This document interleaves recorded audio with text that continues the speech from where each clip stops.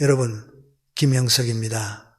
사람을 멀리해야 하는 이유는 단 하나입니다. 그 사람이 나를 때렸기 때문이 아니라 그 사람 곁에 있는 동안 내 마음이 천천히 무너졌기 때문입니다. 어떤 사람은 큰 소리로 욕하지 않아도 내 인생에 칼자국을 남깁니다. 그 칼은 대개 손이 아니라 말에 들려 있습니다. 그리고 더 무서운 점은 그 말이 늘 좋은 말처럼 포장되어 나온다는 겁니다. 우리는 흔히 사람을 판단할 때 행동을 봅니다.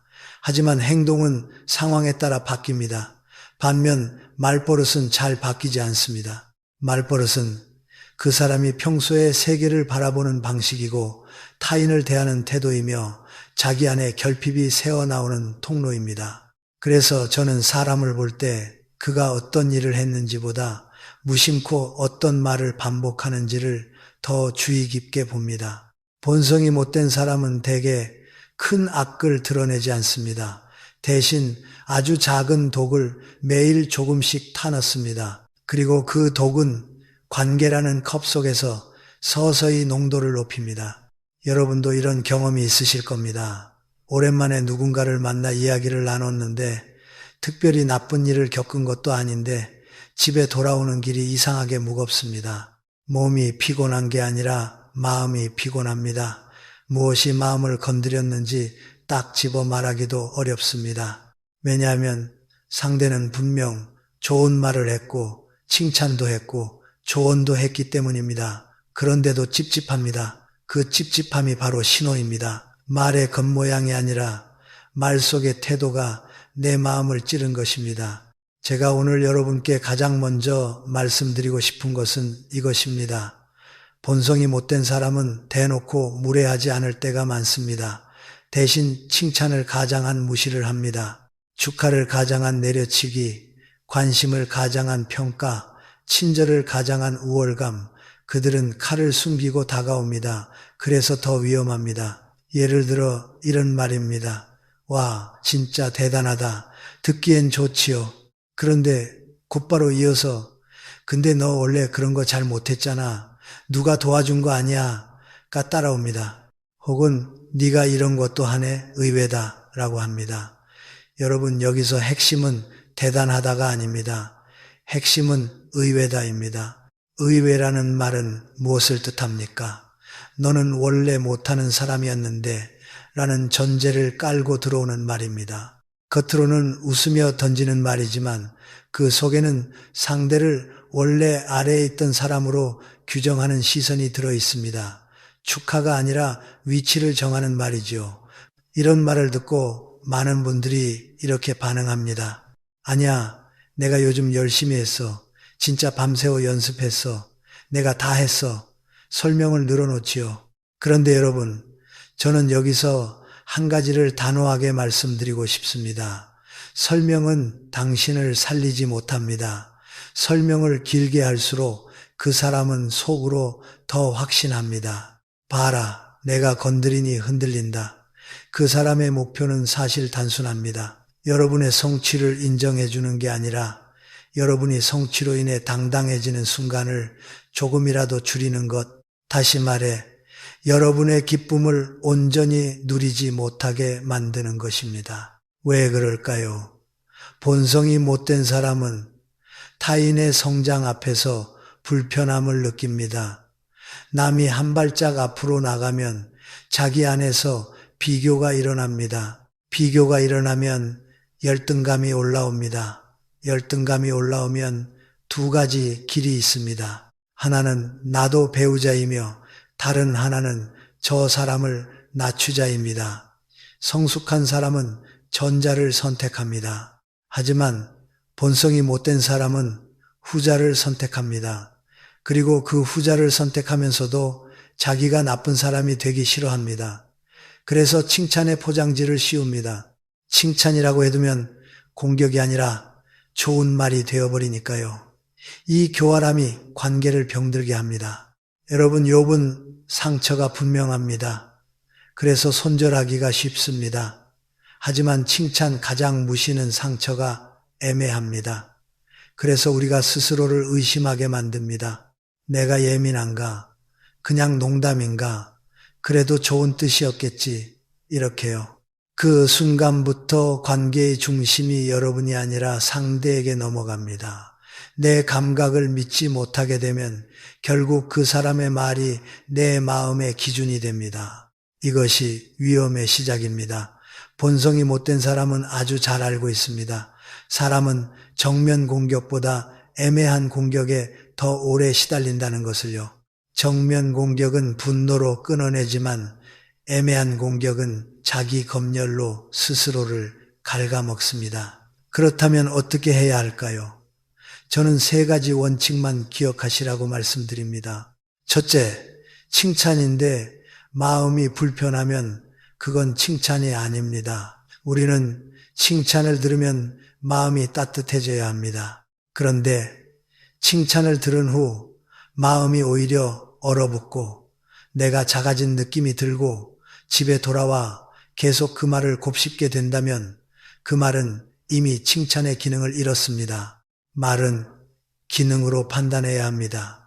상대가 웃었는지가 아니라 내 마음이 어떻게 변했는지로 판단해야 합니다. 둘째, 반응은 짧고 단단하게 하십시오. 누가 도와준 거 아니야?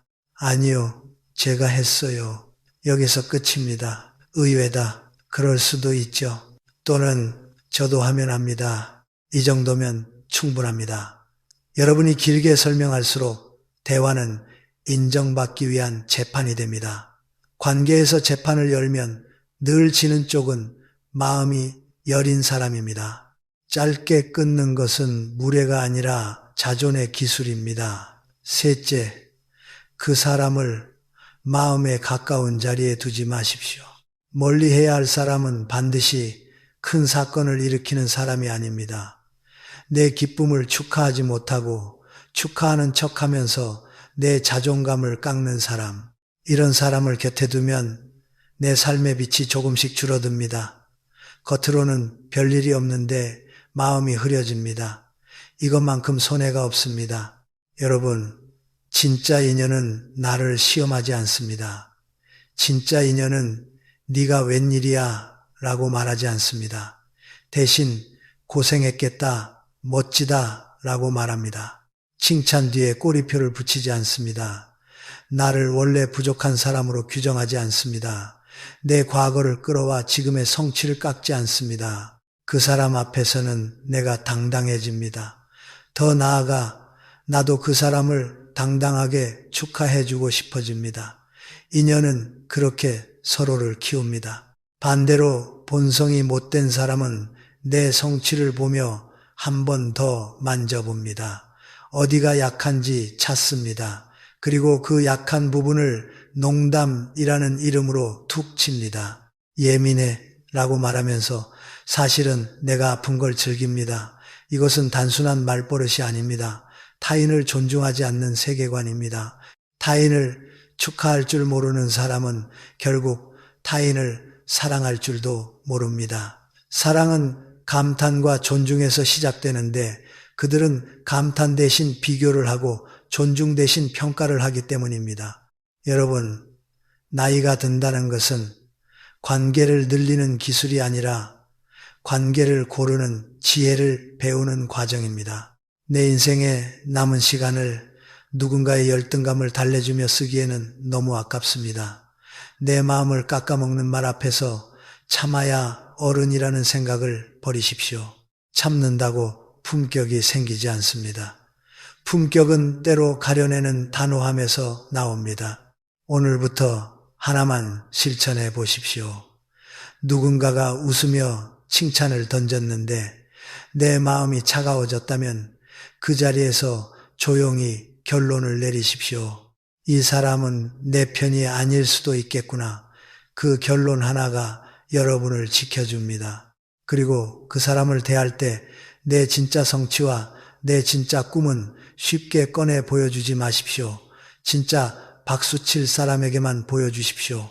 박수칠 줄 모르는 사람에게 보여주는 순간 그들은 박수 대신 가시를 쥐어줍니다. 여러분의 인생은 귀합니다. 여러분의 마음은 더 귀합니다. 축하를 가장해 내 자존감을 갉아먹는 말 한마디에 흔들리지 마십시오. 그 말은 여러분의 실력이 아니라 그 사람의 마음 상태를 드러낸 것뿐입니다. 우리는 타인의 독을 해독하느라 지칠 필요가 없습니다. 독이 있는 자는 처음부터 내려놓으면 됩니다. 여러분, 김형석입니다.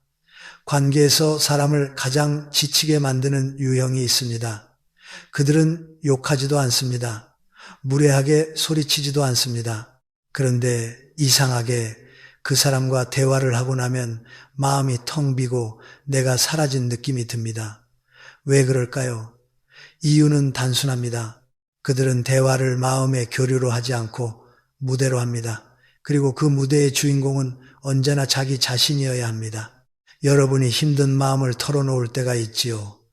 큰 용기를 내어 말문을 열었는데 상대가 공감해 주기는커녕 갑자기 자기 이야기로 방향을 꺾어버립니다. 아유, 그건 아무것도 아니야. 나는 더 했어. 그 정도로 힘든 거야? 나는 옛날에 말이야. 이 말이 왜 독이 되는지 아십니까? 이 말은 상황을 비교하는 말이 아니라 사람을 비교하는 말이기 때문입니다. 당신의 고통이 아니라 나의 고통이 더 크다는 선언. 당신의 이야기보다 나의 서사가 더 중요한 사람이라는 고백입니다. 대화에는 순서가 있습니다. 누군가가 마음을 열면 먼저 해야 할 일은 조언이 아니라 머물러 주는 것입니다. 그랬구나. 많이 힘들었겠다. 이 한마디가 사람을 살립니다. 그런데 어떤 사람은 그 자리에 머물지 못합니다. 왜냐하면 남이 위로받는 순간이 자기에게는 불편하기 때문입니다. 남이 주목받으면 내 존재감이 줄어드는 것처럼 느끼기 때문입니다. 그래서 본능적으로 스포트라이트를 다시 자기에게로 끌어옵니다. 이것을 저는 감정의 독점이라고 부릅니다. 상대의 감정을 들어주는 척하면서 결국 감정의 중심을 자신으로 돌리는 습관이지요. 이런 사람의 말버릇은 아주 일정합니다. 그건 별거 아니야. 나는 더 힘들었어. 내가 옛날에 겪어봐서 아는데 그렇게 하면 안 돼. 내가 해봤는데. 듣는 사람은 그 순간 마음이 다칩니다. 왜냐하면 내가 꺼낸 진심이 진심 대접을 받지 못했기 때문입니다. 사람은 해결책을 원하는 것이 아닙니다. 특히 상처가 깊을수록 해결책보다 먼저 필요한 건 인정입니다. 그런데 감정 독점형 사람은 인정 대신 평가를 합니다. 그 정도면 괜찮은 거지. 너는 아직 덜 힘든 거야. 이런 메시지를 주는 셈이지요. 여러분, 이런 사람은 기쁨 앞에서도 똑같습니다. 내가 좋은 일이 생겨서 조심스럽게 말하면 그게 뭐 대단하다고. 나는 더 좋은 일도 있었어. 이렇게 말합니다. 슬픔을 빼앗고 기쁨도 빼앗습니다. 결국 상대의 인생에서 가장 중요한 순간들을 자기 인생의 그림자로 만들어버립니다. 이때 피해자는 이렇게 느낍니다. 내 이야기를 하면 할수록 내가 초라해진다. 그래서 더 이상 말하지 않습니다. 관계는 껍데기만 남습니다. 정약용 선생께서도 사람의 마음을 이렇게 꿰뚫어 보셨습니다. 자기의 괴로움만 크게 여기고 남의 괴로움을 가볍게 여기는 자와는 결코 깊은 정을 나눌 수 없다. 이 말이 왜 정확한가요? 깊은 정이라는 것은 결국 한 사람이 다른 사람의 마음에 자리를 내어주는 능력에서 생깁니다. 그런데 감정 독점형 사람은 자리를 내어주지 않습니다. 그들의 마음에는 늘 내 이야기만 앉아 있습니다. 그러니 당신의 마음이 앉을 자리가 없습니다. 여러분, 이런 사람과 대화를 오래 하면 어떤 일이 생길까요? 첫째, 내 감정이 점점 작아집니다. 내가 느끼는 게 별건가 하고 스스로를 축소합니다. 둘째, 내 말이 점점 짧아집니다. 어차피 말해도 빼앗기니까요. 셋째, 관계가 위로가 아니라 노동이 됩니다. 만나면 내가 들어줘야 하고 내가 맞장구 쳐야 하고 내가 기운을 내어줘야 합니다. 그러면 결국 마음이 마릅니다. 그렇다면 어떻게 해야 할까요? 저는 3가지를 권합니다. 첫째, 그 사람 앞에서 내 깊은 이야기를 꺼내지 마십시오. 마음은 누구에게나 열 수 있는 문이 아닙니다. 문을 열려면 그 안에 방을 존중할 줄 아는 사람이 필요합니다. 감정 독점형 사람은 방을 존중하지 않습니다. 들어오자마자 가구를 자기 마음대로 옮겨버립니다. 그러니 중요한 이야기는 아끼십시오. 그 사람에게는 날씨 이야기, 건강 이야기, 가벼운 근황 정도만 나누는 것이 좋습니다. 둘째, 대화를 뺏길 때는 멈추는 기술을 쓰십시오. 상대가 나는 더했어로 들어오면 길게 반응하지 마십시오. 그랬군요. 그런 일도 있으셨군요.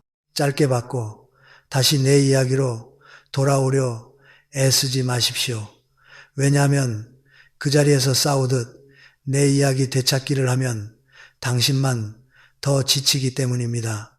그 사람은 애초에 대화의 균형을 원하지 않습니다. 셋째, 나 자신도 경계하십시오. 우리가 나이가 들면 내 경험이 늘어납니다. 경험이 늘어나면 자꾸 말하고 싶어집니다.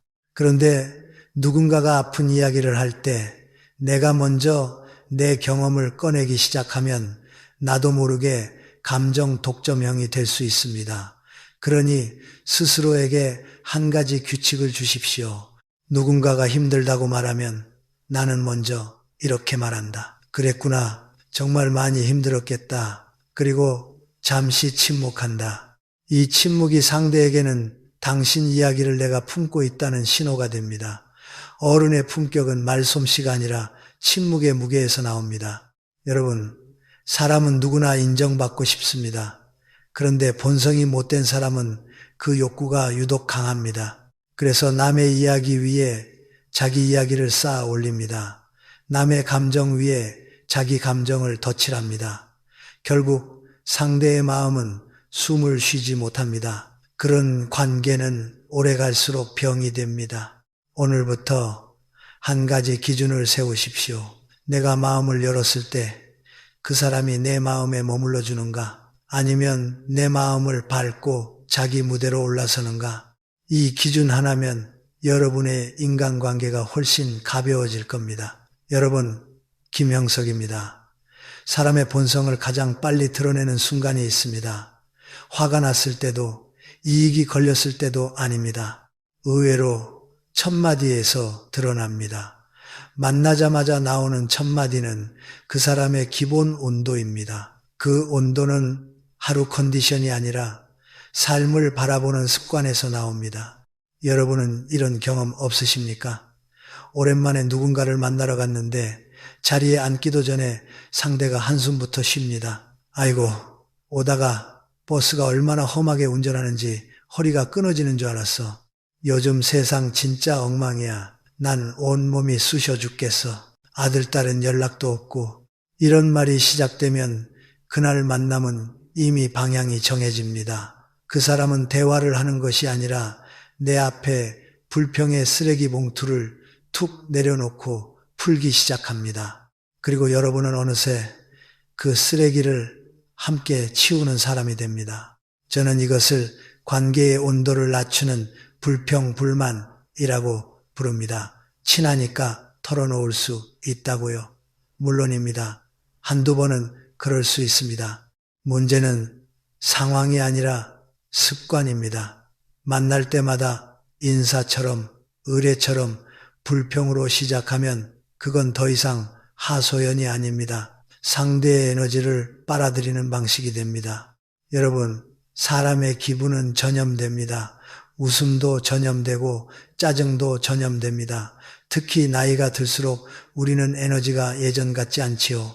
그래서 누구와 시간을 보내느냐가 건강과 직결됩니다. 그런데 불평불만이 습관인 사람은 자신이 전염원이라는 걸 모릅니다. 아니, 더 정확히 말하면 모르는 척합니다. 내가 힘들어서 그래. 나도 어쩔 수 없어. 이렇게 말하지요. 하지만 여러분, 힘든 것과 아무에게나 쏟아붓는 것은 다릅니다. 정약용 선생께서 남기신 말 가운데 이런 뜻이 있습니다. 입술이 열리기 전에 마음을 먼저 헤아려라. 말은 내 속이 시원해지는 도구가 아니라 상대의 마음이 상하지 않도록 다루어야 하는 그릇입니다. 불평은 대개 그릇이 아닙니다.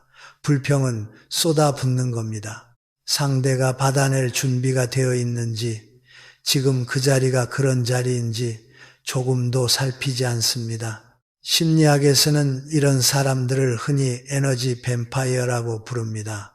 왜냐하면 그들은 스스로 부정적 감정을 소화할 능력이 약하기 때문입니다. 속이 답답하면 스스로 풀어야 하는데 그러지 못합니다. 대신 누군가를 붙잡고 말로 쏟아냅니다. 그리고 상대가 맞장구 치고 위로해주면 잠시 편해집니다. 하지만 그 편안함은 자기 안에서 생긴 것이 아니라 남의 에너지를 빌려온 것입니다. 그러니 만날 때마다 반복됩니다. 여러분이 지치는 이유가 바로 여기에 있습니다. 여러분, 특히 중요한 것은 첫 5초의 법칙입니다. 대화의 첫 마디가 불평으로 시작되면 듣는 사람의 뇌는 즉시 경계 모드로 들어갑니다. 스트레스 호르몬이 올라오고 표정이 굳고 마음이 다치기 시작합니다. 상대는 그냥 습관이라고 하지만 여러분의 몸은 이미 반응합니다. 그래서 집에 돌아오면 머리가 아프고 어깨가 무겁고 괜히 기운이 빠집니다. 말이란 그렇게 몸을 건드립니다. 더 큰 문제는 이런 사람과 오래 지내면 여러분도 모르게 세상을 부정적으로 보는 습관이 옵는다는 겁니다. 처음엔 그래도 난 괜찮아 하고 버팁니다. 그런데 한 달, 두 달, 1년이 지나면 나도 모르게 입에서 비슷한 말이 나오기 시작합니다. 요즘 세상 참 사람들이 왜 이렇게 나도 몸이 여러분의 삶의 온도가 내려갑니다. 불평은 전염병입니다. 가까이 할수록 옮습니다. 그렇다면 어떻게 해야 할까요? 저는 현실적인 3가지 방법을 말씀드리겠습니다. 첫째, 불평이 시작되면 대화의 방향을 즉시 바꾸십시오. 상대가 아이고 몸이로 시작하면 병원은 다녀오셨어요? 검사 한번 해보시는 게 낫겠네요. 이렇게 해결로 돌려놓으십시오. 왜냐하면 불평을 오래 들어주면 상대는 그 자리를 감정 배출구로 확정해버립니다. 여러분은 친구가 아니라 쓰레기통이 됩니다. 그러니 초기에 방향을 잡아야 합니다.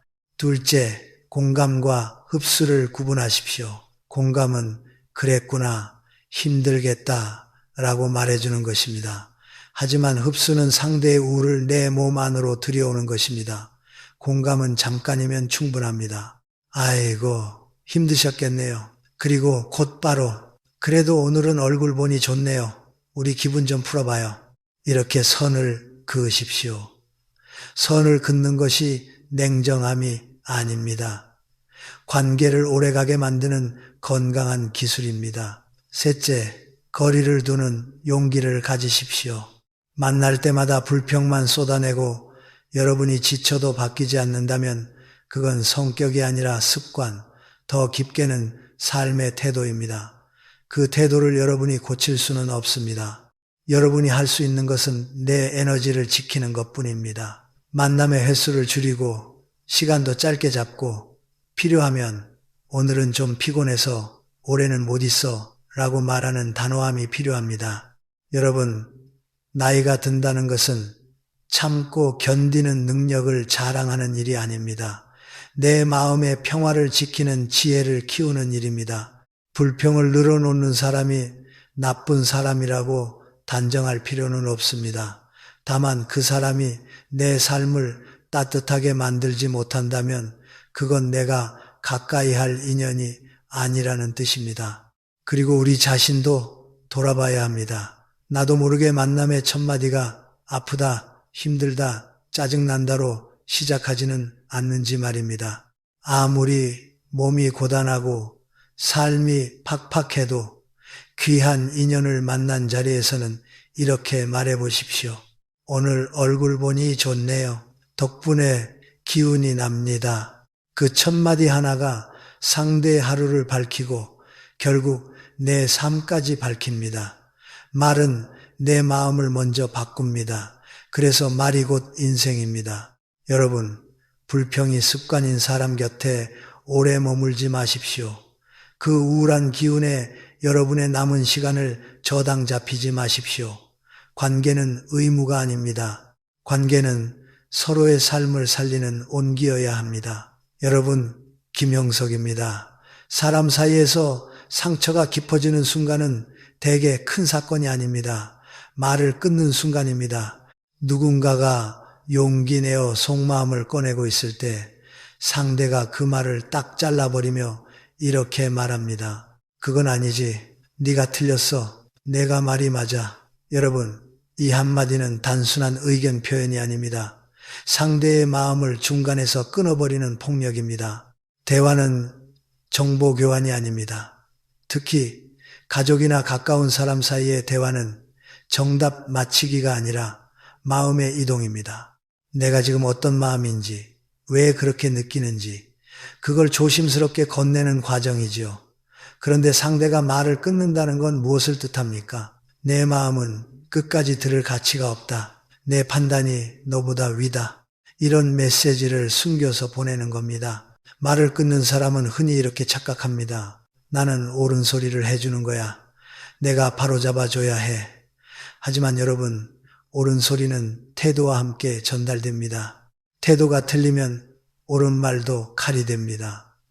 내용이 맞아도 전달이 폭력이면 상대는 상처를 받습니다. 그리고 상처받은 마음은 어떤 정답도 받아들이지 않습니다. 이런 유형의 말버릇을 저는 공감을 차단하는 말 끊기라고 부릅니다. 이들은 상대가 말하는 도중에도 이미 결론을 내리고 있습니다. 듣는 척하지만 사실은 기다리지 못합니다. 왜냐하면 대화의 목적이 이해가 아니라 지배이기 때문입니다. 여러분이 이야기하고 있는데 상대가 끼어들어 이렇게 말하는 장면을 떠올려 보십시오. 아니, 그건 네가 잘못 생각한 거야. 요즘 젊은 애들이 너무 예민해. 그런 건 원래 참는 거야. 이 말들은 무엇을 하는 겁니까? 상대의 감정을 느끼는 것에서 틀린 것으로 바꾸어 버립니다. 슬픔이 과민함이 되고 억울함이 오해가 되고 고통이 약함이 됩니다. 이렇게 되면 사람은 두 번 무너집니다. 한 번은 상황 때문에, 또 한 번은 내 감정이 부정당해서 무너집니다. 심리학에서는 이런 행동을 대화 지배욕이라고 부릅니다. 특징이 있습니다. 이들은 상대의 말을 듣는 동안에도 머릿속으로는 다음 반박을 준비합니다. 질문을 던지는 척하지만 사실은 상대를 이해하려는 질문이 아니라 상대를 꺾으려는 질문입니다. 그들의 대화는 다리가 아니라 성벽입니다. 마음과 마음이 오가야 하는데 그들은 내가 옳다는 성벽을 쌓아놓고 그 위에서 내려다봅니다. 그리고 이 습관이 무서운 이유는 관계를 서서히 말려 죽이기 때문입니다. 말을 끊는 사람이 곁에 있으면 사람은 점점 말이 줄어듭니다. 속마음을 말하려다가도 어차피 또 끊기겠지 생각합니다. 그러면 겉으로는 대화가 유지되는 것 같아도 실제로는 표면적인 이야기만 오갈 뿐입니다. 날씨, 건강, 뉴스 같은 이야기만 남습니다. 마음은 사라집니다. 관계는 껍데기만 남습니다.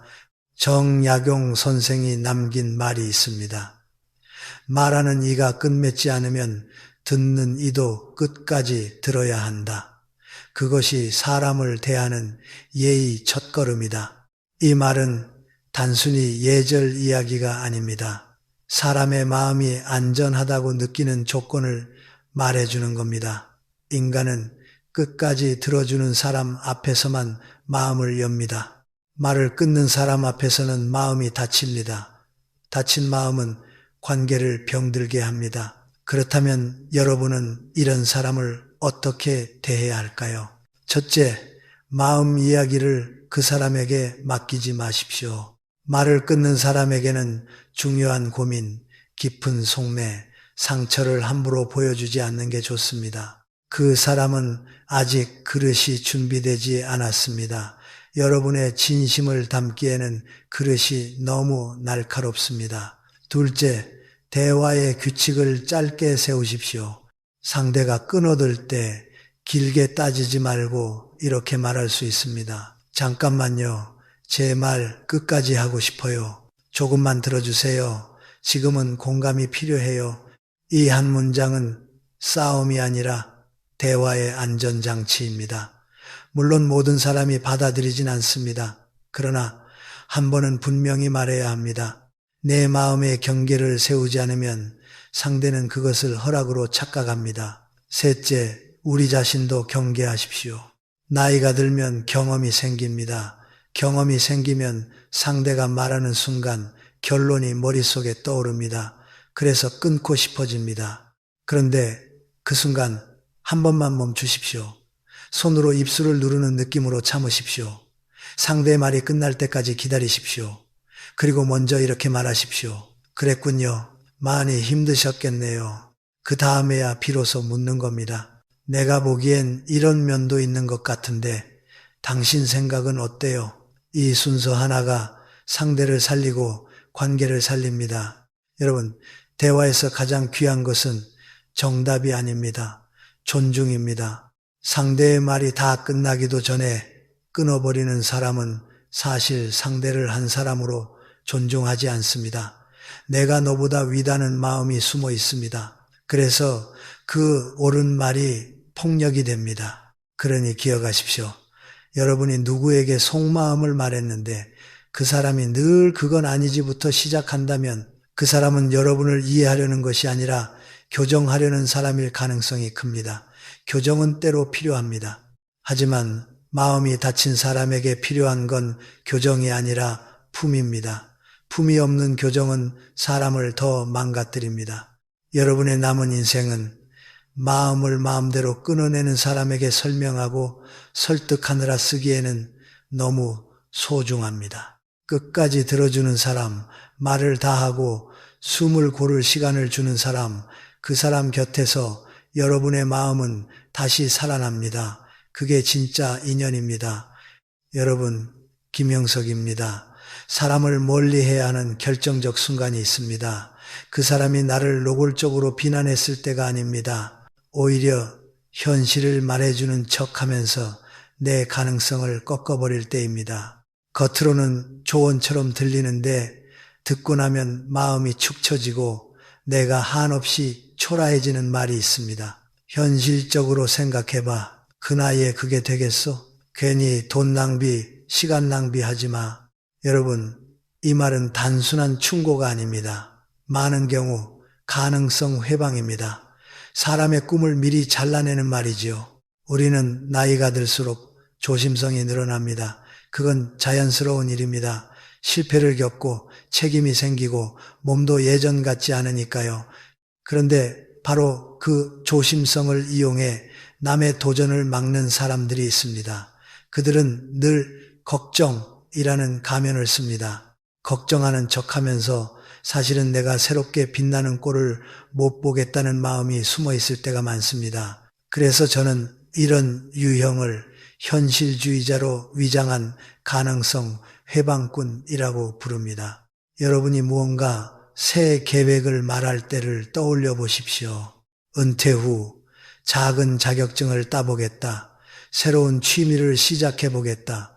건강을 위해 뭔가 배워보겠다. 혹은 작은 일이라도 해보고 싶다. 이런 말은 사실 허풍이 아니라 살아있음의 증거입니다. 사람은 계획이 있을 때 눈빛이 살아납니다. 그런데 회방꾼은 그 눈빛을 제일 먼저 꺼뜨립니다. 말은 이렇게 시작하지요. 야, 내가 다 알아. 현실은 냉정해. 요즘 젊은 애들도 안 되는데 너라고 되겠어. 그런 거 해봐야 소용없어. 그 순간 여러분의 가슴에서 작은 불씨가 꺼지는 걸 느끼셨을 겁니다. 계획을 말할 때만 해도 설렜는데 집에 돌아오면 이상하게 부끄러워집니다. 내가 너무 나댔나? 내가 주제 파악 못했나? 이렇게 스스로를 깎아내리게 됩니다. 여러분, 이게 바로 회방꾼의 효과입니다. 그들은 여러분을 직접 공격하지 않습니다. 대신 여러분이 스스로를 공격하게 만듭니다. 왜 이런 일이 생길까요? 심리학에서 자주 쓰는 비유가 있습니다. 바구니 속에 개를 여러 마리 넣어두면 한 마리가 밖으로 기어 나오려 할 때 다른 개들이 집게발로 끌어내린다는 이야기입니다. 이걸 개통 효과라고도 부릅니다. 사람 관계에서도 비슷한 일이 벌어집니다. 누군가가 변하려 하고 새로 도전하려 하면 어떤 사람은 기뻐하기보다 불안해합니다. 제가 변하면 나는 뭐지? 제가 앞서가면 나는 뒤처지나? 이 불안을 견디지 못하면 상대를 끌어내리는 말이 나옵니다. 그런데 그 끌어내림은 대개 이런 모습입니다. 현실적으로 생각해. 그래서 더 교활합니다. 공격이 아니라 조언처럼 들리니까요. 정약용 선생께서는 사람의 길을 막는 심리를 아주 날카롭게 경계하셨습니다. 남의 길을 함부로 막지 말라. 그 길이 내 길이 아니라 하더라도 그것이 그의 길일 수 있기 때문이다. 이 말씀은 단순한 덕목이 아닙니다. 인생 후반에 특히 중요한 원칙입니다. 나이가 들면 길은 더 줄어드는 게 아니라 오히려 더 다양해집니다. 어떤 사람은 60에 시작한 일이 70의 인생을 살립니다. 어떤 사람은 은퇴 후 배운 작은 기술 하나로 사람을 만나고 활력을 찾고 건강을 되찾습니다. 그런데 회방꾼은 자신의 좁은 경험으로 세상을 재단합니다. 그리고 그 재단으로 남의 날개를 꺾습니다. 이런 사람들의 말투에는 공통점이 있습니다. 그건 안 돼. 그건 별로야. 그건 의미 없어. 괜히 하지 마. 내가 해봐서 아는데. 여러분, 안 된다는 말을 너무 쉽게 하는 사람을 조심하십시오. 세상에서 가장 값싼 지식이 안 되는 이유입니다. 안 되는 이유는 누구나 말할 수 있습니다. 진짜 지혜는 되게 만드는 조건을 말하는 것입니다. 여러분의 계획을 들었을 때 진짜 인연은 이렇게 묻습니다. 좋다. 그럼 어떻게 하면 현실적으로 가능할까? 준비는 뭐가 필요할까? 네가 즐겁다면 해보자. 이 차이가 큽니다. 회방꾼은 벽을 세우고 진짜 인연은 길을 만듭니다. 그렇다면 여러분은 회방꾼을 만났을 때 어떻게 해야 할까요? 첫째, 꿈을 아무에게나 말하지 마십시오. 꿈은 아직 완성된 성이 아닙니다. 처음엔 작은 집입니다. 지붕도 얇고 벽도 약합니다. 그래서 아무 말이나 한 방에 무너집니다. 그러니 꿈은 증명할 사람에게 말하지 말고 응원할 사람에게 말하십시오. 내 불씨를 보고 함께 바람을 불어줄 사람, 그 사람이 진짜 동료입니다. 둘째, 현실이라는 말에 즉시 흔들리지 마십시오. 현실은 하나가 아닙니다. 사람마다 현실이 다릅니다. 체력도 다르고 시간도 다르고 환경도 다르고 동기도 다릅니다. 어떤 사람에게는 불가능한 일이 다른 사람에게는 가능할 수 있습니다. 그런데 회방꾼은 자기 현실을 여러분에게 덮어 씌웁니다. 이때 속으로 이렇게 말하십시오. 그건 내 한계지 내 한계가 아니다. 이 한 문장이 여러분을 지켜줍니다. 셋째, 반응은 짧고 단호하게 하십시오. 회방꾼과 길게 논쟁하지 마십시오. 그들은 설득을 위해 말하는 게 아니라 여러분의 확신을 흔들기 위해 말합니다. 그래서 길게 대답할수록 여러분만 지칩니다. 고마워. 나는 한번 해볼게. 이 정도면 충분합니다. 부드럽게 말해도 마음은 단단해야 합니다. 결정을 빼앗기지 않는 태도가 중요합니다. 여러분, 인생 후반의 가장 큰 적은 실패가 아닙니다. 도전하다가 넘어지는 건 다시 일어날 수 있습니다. 하지만 도전하기 전에 마음이 꺾이면 다시 일어날 자리가 없습니다. 회방꾼의 말은 여러분을 넘어뜨리는 게 아니라 걷지도 못하게 만듭니다. 그래서 더 치명적입니다. 그리고 우리 자신도 돌아봐야 합니다. 우리는 누군가의 새로운 시도를 들었을 때 무심코 그 나이에 그건 힘들지 같은 말을 던지지 않는지 말입니다. 내 경험이 상대의 미래를 가리는 장막이 되면 안 됩니다. 정약용 선생의 말처럼 지난 일은 거울이 되어야지 현재를 가리는 장막이 되어서는 안 됩니다. 내 실패가 남의 가능성을 꺾는 이유가 되어서는 안 됩니다. 여러분, 아직 늦지 않았습니다. 나이는 가능성을 막는 숫자가 아닙니다.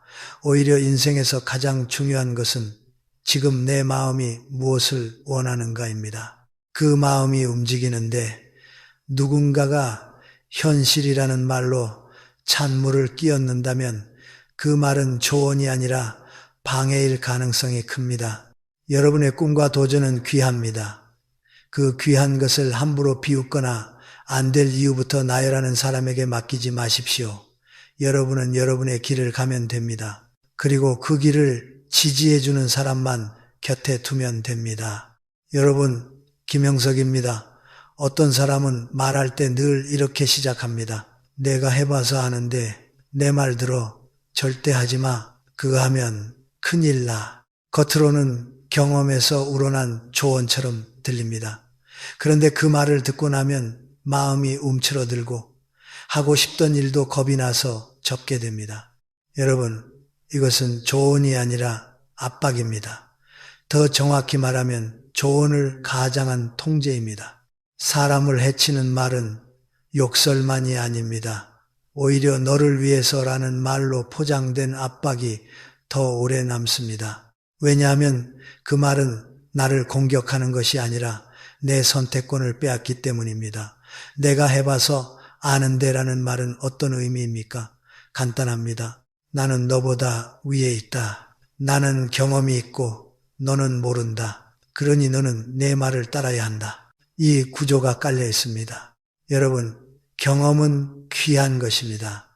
하지만 경험이 귀하다고 해서 그 경험이 곧바로 정답이 되지는 않습니다.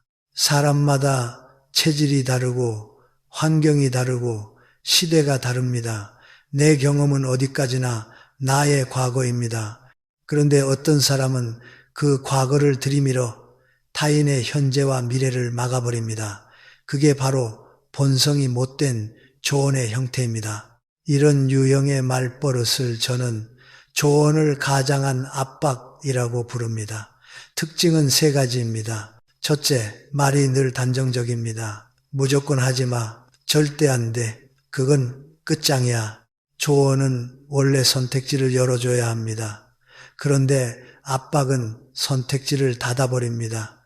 선택지를 닫는 말은 조언이 아니라 통제입니다. 둘째, 근거가 내 경험 하나입니다. 내가 해봤어. 나는 겪어봤어. 그런데 여러분, 내가 겪어본 세계가 세상의 전부입니까? 어떤 사람은 수영이 안 맞을 수 있습니다. 무릎이 아플 수도 있습니다. 하지만 다른 사람에게는 수영이 최고의 재활이 되기도 합니다. 내 경험은 내 몸과 내 상황에서 나온 결과입니다. 그걸 모든 사람에게 일반화하면 그건 지혜가 아니라 오만입니다. 셋째, 말끝이 은근히 상대를 겁줍니다. 그러다 다친다. 괜히 돈만 날려. 나중에 후회한다. 이 겁주는 말은 상대의 심장을 쪼그라들게 합니다. 사람은 겁을 먹으면 도전하지 못합니다. 그리고 도전을 멈춘 사람은 시간이 지나면 이렇게 말합니다. 나도 해볼 걸. 그런데 그 후에는 말해준 사람이 책임져 주지 않습니다. 결국 여러분만 손해입니다. 왜 이런 사람들은 이렇게 말할까요? 정말 여러분을 걱정해서일까요? 물론 걱정이 섞인 경우도 있습니다. 하지만 문제가 되는 경우는 따로 있습니다. 많은 경우 그 밑바닥에는 이런 심리가 숨어 있습니다. 나는 실패했는데 네가 성공하면 어떡하지? 나는 안 하는데 너만 하면 내가 초라해지잖아. 그래서 상대의 가능성을 미리 꺾어버립니다. 이것을 심리학에서는 권위적 투사라고 부르기도 합니다. 자신의 두려움과 한계를 상대에게 투사해 상대도 같은 한계 속에 가두려는 것입니다. 정약용 선생께서는 유배지에서 수많은 글을 남기며 이런 뜻을 전하셨습니다. 지난 일은 거울이 되어야지 현재를 가리는 장막이 되어서는 안 된다. 이 말은 정말 중요한 가르침입니다.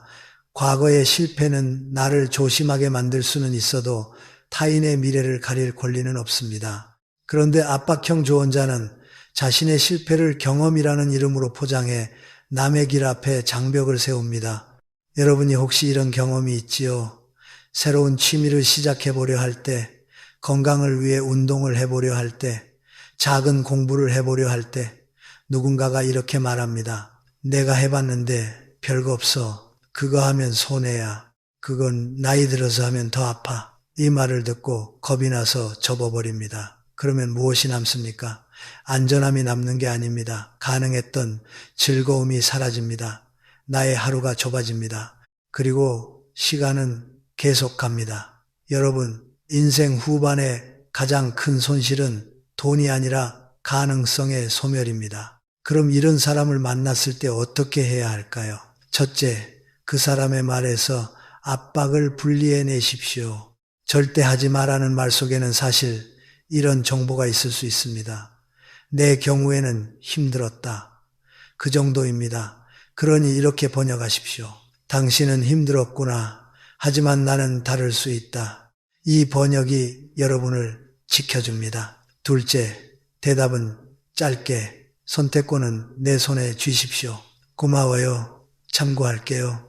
나는 내 속도로 한번 알아볼게요. 이 정도면 충분합니다. 여기서 설득하려 들지 마십시오. 압박형 조언자는 토론을 통해 결론을 내는 사람이 아니라 결론을 이미 정해놓고 밀어붙이는 사람입니다. 길게 말할수록 여러분만 흔들립니다. 셋째, 검증은 사람이 아니라 현장에서 하십시오. 누군가가 수영은 안 돼 라고 말하면 한번 체험 수업을 들어보십시오. 그건 돈 낭비야 라고 말하면 작은 비용으로 시작해 보십시오. 압박형 조언자는 대개 가능성을 막는 데는 열심이지만 검증에는 관심이 없습니다. 그래서 여러분이 직접 확인해야 합니다. 작은 실험이 가장 안전한 길입니다. 그리고 여러분, 우리 자신도 조심해야 합니다. 나도 모르게 누군가에게 내가 해봐서 아는 대로 시작하고 있지는 않은지 말입니다. 조언의 품격은 내 경험을 말하는 데 있지 않습니다. 상대의 선택권을 존중하는 데 있습니다. 진짜 어른은 이렇게 말합니다. 내 경험은 이랬어. 하지만 너한텐 다를 수도 있어. 한번 알아보고 네가 결정해. 이 한 문장이 상대의 삶을 살립니다. 여러분, 세상은 변합니다. 사람도 다릅니다. 내 과거가 남의 오늘을 막아서는 안 됩니다. 누군가가 조언이라는 이름으로 여러분의 발목을 잡는다면 속으로 단호히 말하십시오. 당신의 과거와 나의 오늘은 같을 리 없다. 그리고 여러분의 길을 가십시오. 인생의 남은 시간은 짧습니다. 그런데 그 짧은 시간을 남의 두려움을 대신 떠안으며 살 수는 없습니다. 여러분이 하고 싶은 거, 배우고 싶은 거, 움직이고 싶은 것을 지키십시오. 그것이 곧 여러분의 생명력입니다. 생명력을 꺾는 말이 반복된다면 그 말은 조언이 아니라 본성이 만들어낸 압박입니다. 가까이 둘 이유가 없습니다. 여러분, 김영석입니다. 사람 사이에서 가장 교활한 폭력이 있습니다. 주먹이 아니라 말로 때리는 폭력입니다. 그런데 그 말은 늘 이런 가면을 쓰고 나옵니다. 나 원래 솔직해. 나 뒤끝 없어. 난 거짓말 못해. 이 말을 듣는 순간 많은 분들이 속으로 이렇게 생각합니다. 아, 성격이 직설적인가 보다. 그래서 참고 넘어갑니다. 하지만 여러분, 저는 단호히 말씀드리고 싶습니다. 솔직함은 무례의 면죄부가 아닙니다. 뒤끝이 없다는 말은 품격이 아니라 때로는 이기심의 선언입니다. 이런 유형의 말버릇을 저는 무례함을 솔직함으로 포장하는 이기심이라고 부릅니다. 특징은 간단합니다. 사람들 앞에서 가시 돋친 말을 던져 상대를 난처하게 만들고 나중에 이렇게 덧붙입니다. 서운해하지 마. 나 뒤끝 없어. 이 말의 진짜 뜻은 무엇일까요? 내가 너를 상처 줘도 너는 화내지 마. 내가 칼을 휘둘러도 너는 아파하지 마. 이런 구조입니다.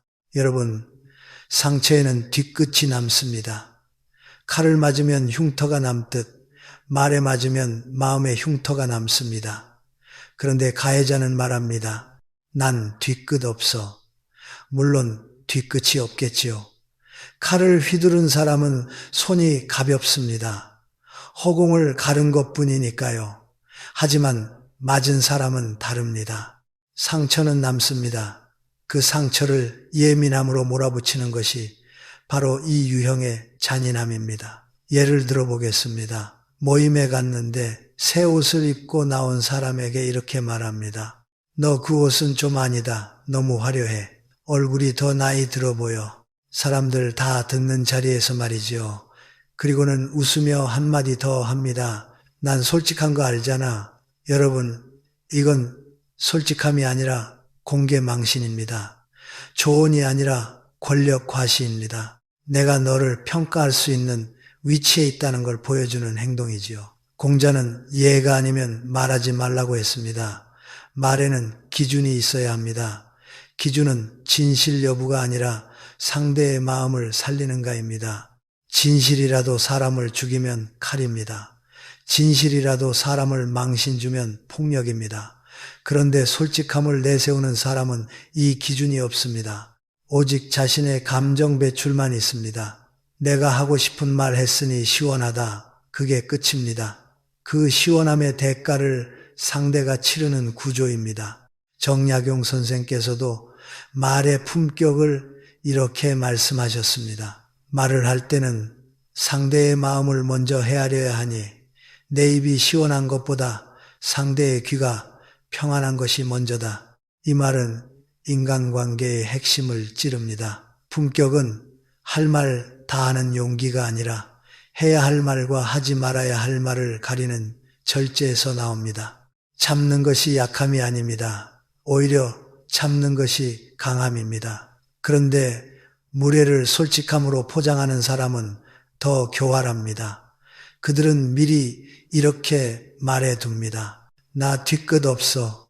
이 말은 상대를 두 겹으로 묶습니다. 첫째, 상처받아도 말하지 말라는 묶음. 둘째, 상처받았다고 말하면 예민한 사람으로 만들겠다는 묶음. 그래서 피해자는 침묵합니다. 침묵하면 어떻게 될까요? 그 사람은 더 대담해집니다. 봐라, 이 정도 말해도 괜찮네. 그리고 다음엔 더 센 말을 합니다. 결국 여러분의 마음은 너덜너덜해집니다. 심리학에서는 이런 유형을 공감 면역 혹은 미성숙한 방어 기제로 보기도 합니다. 자신의 공격성을 직설적 성격으로 포장해 책임을 회피하는 것이죠. 그리고 동시에 상대의 분노를 차단합니다. 책임을 지지 않으려는 아주 이기적인 방식입니다. 그렇다면 여러분은 이런 사람을 만났을 때 어떻게 해야 합니까?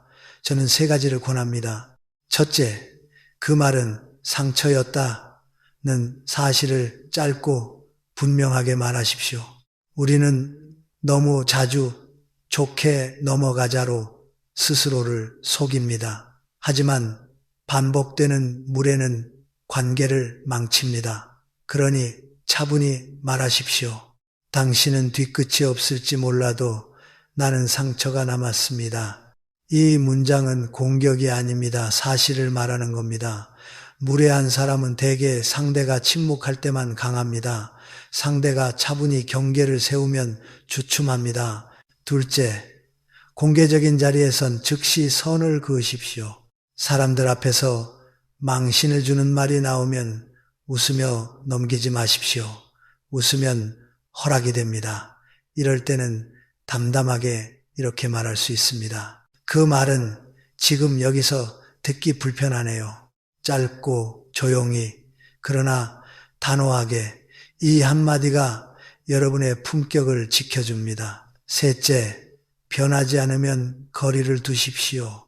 한번 말해도 바뀌지 않고 오히려 왜 예민해, 농담도 못 받아로 나온다면 그 사람은 배려할 마음이 없는 겁니다. 그 사람은 여러분을 존중하지 않습니다. 그런 인연을 붙잡고 정이라는 이름으로 참아줄 이유가 없습니다. 인연은 참는다고 깊어지지 않습니다. 존중이 있을 때만 깊어집니다. 여러분, 솔직함은 따뜻해야 합니다. 솔직함은 상대를 살리기 위해 진실을 전하는 것입니다. 하지만 무례한 솔직함은 상대를 깎아내리기 위해 진실을 휘두르는 것입니다. 같은 진실이라도 목적이 다릅니다. 목적이 다르면 그것은 다른 행위입니다. 전자는 약이고 후자는 독입니다. 그리고 우리 자신도 돌아보십시오. 혹시 나도 모르게 난 솔직해서 그래 라는 말로 누군가를 찌르고 있지는 않은지 말입니다. 말이란 한 번 던지면 주워 담을 수 없습니다. 상대의 마음에 꽂힌 대못은 쉽게 빠지지 않습니다. 진짜 품격은 하고 싶은 말이 떠올랐을 때 그 말이 상대의 마음에 어떤 파장을 만들지 한 번 더 생각하는 능력입니다. 여러분, 오늘 이후로 누군가가 무례한 말을 던지고 나 뒤끝 없어라고 말한다면 속으로 이렇게 정리하십시오. 저 사람은 뒤끝이 없는 게 아니라 남의 상처를 책임질 마음이 없는 것이다. 이렇게 보는 순간 여러분은 더 이상 그 말에 휘둘리지 않습니다. 그리고 그 사람과의 거리를 지킬 힘이 생깁니다. 여러분의 마음은 귀합니다. 그 마음을 함부로 긁어놓고도 솔직함이라는 말로 도망치는 사람에게 내 인생의 자리를 내주지 마십시오. 여러분, 김형석입니다. 사람을 가려낸다는 것은 누군가를 미워하자는 말이 아닙니다. 오히려 내 남은 삶을 더 따뜻하게 지키기 위한 지혜로운 선택입니다. 우리는 오랫동안 참아라, 맞춰라, 관계를 유지해라 라는 말 속에서 살아왔습니다. 특히 나이가 들수록 그래도 정이 있지 않냐, 이 나이에 사람 잃으면 안 된다 라는 말에 더 쉽게 묶입니다. 그런데 여러분, 저는 단호히 말씀드리고 싶습니다. 내 마음의 평화를 깨뜨리면서까지 지켜야 할 인연은 없습니다. 오늘 우리는 본성이 못된 사람이 습관처럼 내뱉는 말의 형태를 따라가며 사람의 속을 들여다봤습니다. 중요한 건 내용 하나하나를 외우는 게 아닙니다. 핵심은 패턴입니다.